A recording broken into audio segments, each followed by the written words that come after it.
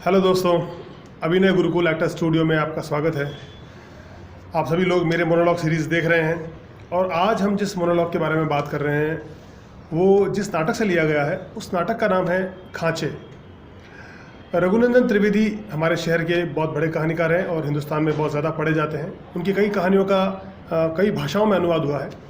तो ये नाटक मैं कई सालों से करना चाहता था। 5 साल पहले मैंने ये नाटक लिखा और इस नाटक को लिखने की जो वजह थी या सालों से जो ये कहानी मुझे बार बार ये बाध्य कर रही थी कि मैं इस पर एक प्ले करूं, क्योंकि उस कहानी में जो बात मुझे सबसे ज़्यादा अपील की वो ये थी कि हम ज़िंदगी भर पैसे, महत्वाकांक्षा, नाम या जीवन में कुछ बहुत बड़ा कर लूँ इसके पीछे भागते रहते हैं। और इस पूरी भागने की ये जो जद्दोजहद है उसमें हमारी ज़िंदगी के अंदर बहुत छोटे छोटे लम्हे होते हैं जो हम छोड़ देते हैं कि कभी और वक्त मिलेगा तो पूरा कर लूँगा, और वो लम्हे फिर कभी वापस ज़िंदगी में नहीं आते, क्योंकि ऐसा हम सब की ज़िंदगी में होता ही रहता है।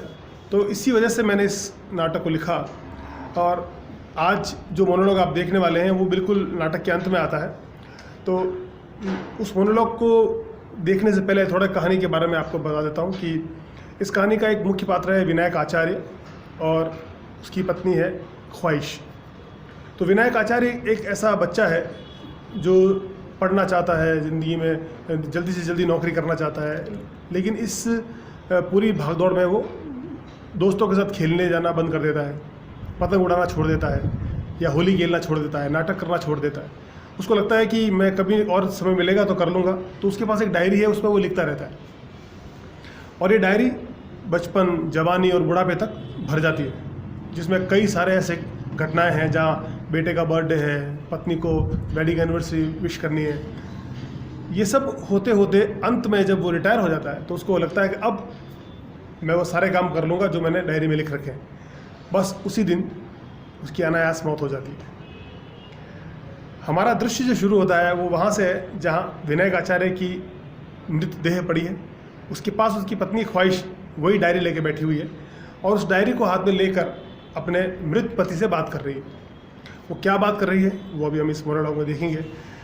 तो मेरे मोनोलॉग सीरीज़ में आज जो मोनोलॉग आप देखने वाले हैं वो मोनोलॉग करने वाली हैं दीपिका। उन्होंने इस नाटक में यही रोल प्ले किया था। इसके पहले और 2 एक्टर्स ने इसको किया था, लेकिन रिसेंट हमने एक शो किया था उसमें दीपिका ने किया है। तो आज हम इस मोनोलॉग को देखते हैं दीपिका के साथ।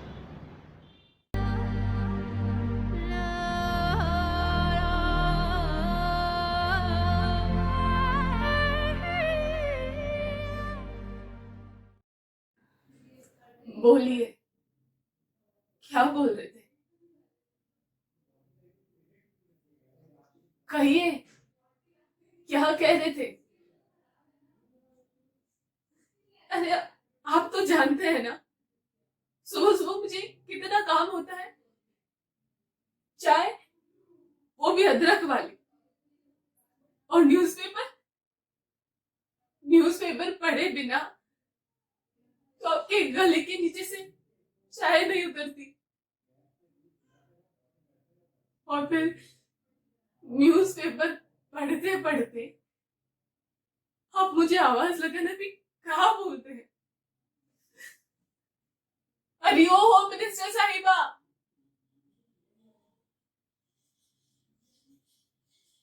जरा यहाँ आओ।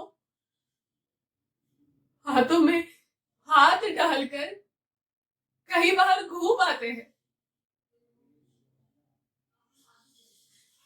अब मैं यहाँ आपके पास बैठी हूँ तो आप कुछ बोलते नहीं है। बोलिए, बोलिए ना।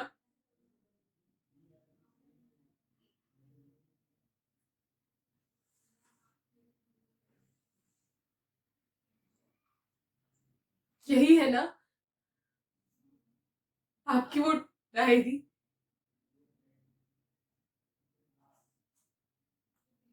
जिसमें कह दूं मैं, बच्चे और आपका पूरा जीवन। तो लिखिए, लिखिए इसमें 21 दिसंबर की डेट लिखिए।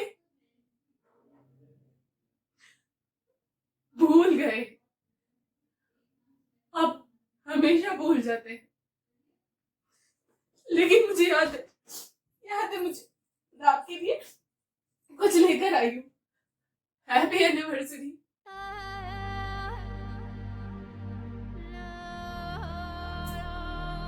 Happy anniversary. किसी दिन वक्त निकाल कर दोस्तों के साथ खेलने जाऊंगा। किसी दिन वक्त निकाल कर अपने बच्चे के सिर पर हाथ फेरूंगा। किसी दिन वक्त निकाल कर खुद से बातें करूंगा। अरे वक्त तो निकल गया इंस्पेक्टर साहब, निकल गया वक्त। कहाँ है वक्त? और वो वक्त सिर्फ तुम्हारा नहीं था, उसमें कुछ पल मेरे भी शामिल थे। और अब ऐसे पल कांचों में तब्दील हो गए जो कभी लौट कर नहीं आ सकते, कभी भी नहीं। और उन पलों का हिसाब लिए बिना आपकी होम मिनिस्टर साहिबा आपकी छुट्टी सैंक्शन नहीं करेगी, नहीं करेगी आपकी छुट्टी सैंक्शन। एक बार बोल दिया ना नहीं, तो बस नहीं।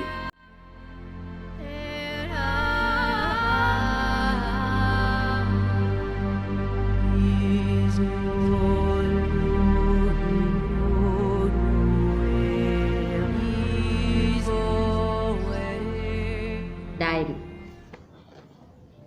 खांचे नाटक में डायरी एक कैरेक्टर ही है। डायरीज जनरली हमारे खांचों की पर्याय हो जाती है। ये जो स्पीच है जो आपने अभी दीपिका की परफॉर्मेंस देखी और सुनी, उस स्पीच में कुछ 2-3 मुख्य मुद्दे हैं जो हमने एज इंस्ट्रक्शन एक एक्टर को ध्यान रखने के लिए कहे थे।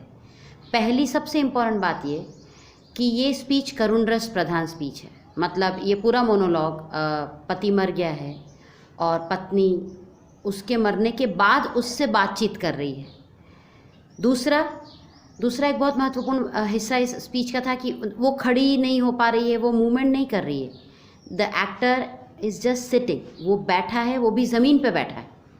तो कहीं ना कहीं करुण रस प्रधान और मंच पे बैठ के पूरा मोनोलॉग बोलना, तो 2 चीज़ें बहुत इंपॉर्टेंट हो जाती है। एक तो इसमें रोना है या रुदन है आवाज़ में। दूसरा प्रोजेक्शन। जब आप नीचे बैठ के स्टेज पे बोलते हैं तो ऑडियंस के लिए ऑडिबिलिटी एक बहुत बड़ा मसला हो जाता है, खासकर नए एक्टर्स के लिए, कि आप जो भी इमोशनल होके डायलॉग्स बोल रहे हैं वो पीछे की रो तक ऑडियंस तक पहुँचे, है ना। सो वो 2 मुख्य बातें ध्यान रखने को कही गई थी। तीसरा था वो किसी कैरेक्टर से बात नहीं कर रही है। सो वो पति के मरने के बाद अपने ही विचारों में गुम कुछ बातें बोल रही है। तो हमने उसे कहा था कि ऐसे समय में सबसे इम्पॉर्टेंट हेल्प जो एक्टर को करते हैं वो है प्रॉपर्टीज़, हैंड प्रॉप्स, छोटे छोटे। डायरी, जैसा कि आपने देखा या सुना होगा कि इस प्ले में डायरी एक कैरेक्टर की तरह है जो from the beginning till the end travel करती है, जो दीपिका भी यूज़ कर रही है। दूसरा उसने इस प्रॉप चुना था कि घड़ी, समय। जब हम खांचे और वक्त की बात कर रहे थे तो उससे लगा मैम मुझे लग रहा है कि घड़ी मुझे बहुत मोटिवेट कर रही है। इस स्पीच में अपने पास मुझे घड़ी रखना है, मैं अपने हस्बैंड को घड़ी गिफ्ट करूँगी, समय जो कि अब उसके पास नहीं है। तो इस तरह आपने देखा दीपिका को खांचे नाटक में। बहुत जल्दी हम मिलते हैं मेरे मोनोलॉग के नए नाटक के साथ, नए अभिनेता के साथ और कुछ नई एक्टिंग टेक्निक्स की बातों के साथ। Thank you so much for watching. See you.